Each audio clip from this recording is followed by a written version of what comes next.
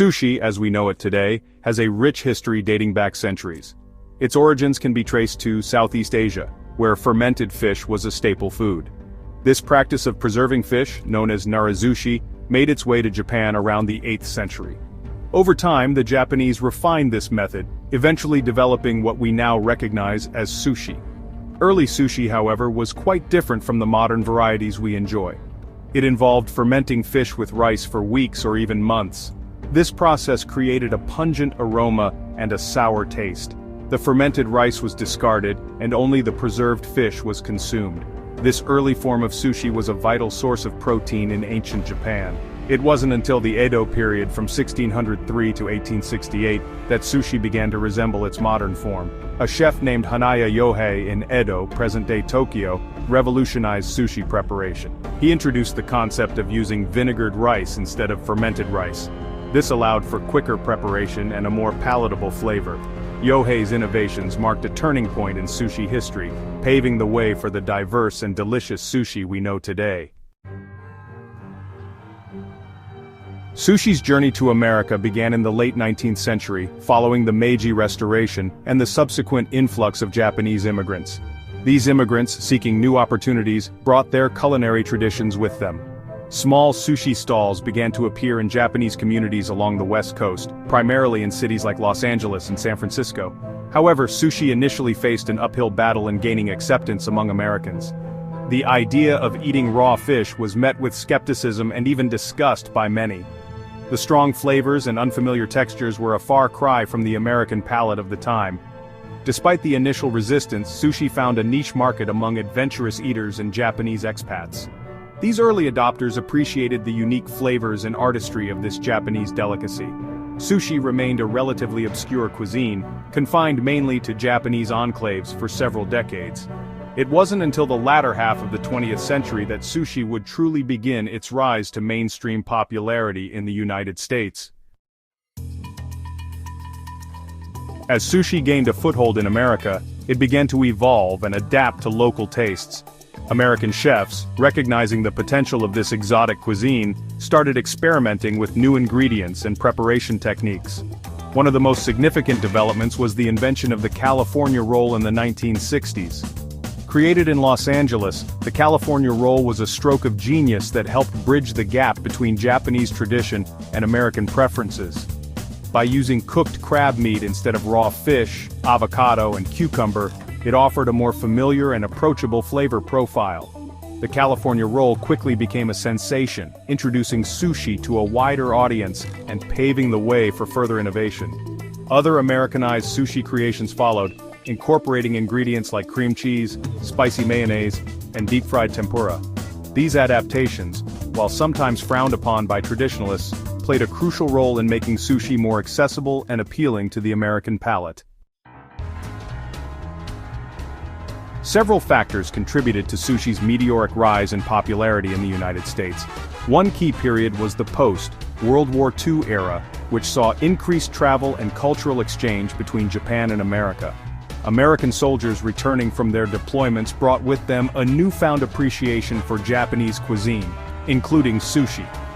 Another significant boom occurred in the 1980s, fueled by Japan's economic rise and the growing interest in healthy eating. Sushi, with its emphasis on fresh ingredients and low-fat options, perfectly aligned with the health-conscious trends of the decade. Moreover, the increasing availability of high-quality seafood and the emergence of skilled sushi chefs further propelled sushi's popularity. Section 5. A Purist's Perspective. The Dilution of Tradition. The Americanization of sushi has not been without its critics. Many sushi traditionalists, particularly in Japan, view these adaptations as a form of culinary blasphemy. They argue that the essence of sushi lies in its simplicity, purity, and respect for the ingredients. For purists, the introduction of non-traditional ingredients and the heavy use of sauces and toppings detract from the delicate balance of flavors that define authentic sushi. They believe that the focus should be on the quality and freshness of the fish, the perfectly seasoned rice, and the skillful craftsmanship of the chef. Section 6. Embracing Fusion, Sushi's Evolution in the West. On the other hand, many sushi chefs and enthusiasts in the West embrace the fusion and innovation that have come to characterize American sushi. They argue that cuisine is not static. It's a living, breathing entity that evolves and adapts to different cultures and palates. For these modernists, the Americanization of sushi is not a threat but rather an exciting evolution. They point out that even within Japan, sushi has a long history of regional variations and innovations. They believe that as long as the core principles of quality, freshness, and respect for the ingredients are maintained, there's room for creativity and experimentation.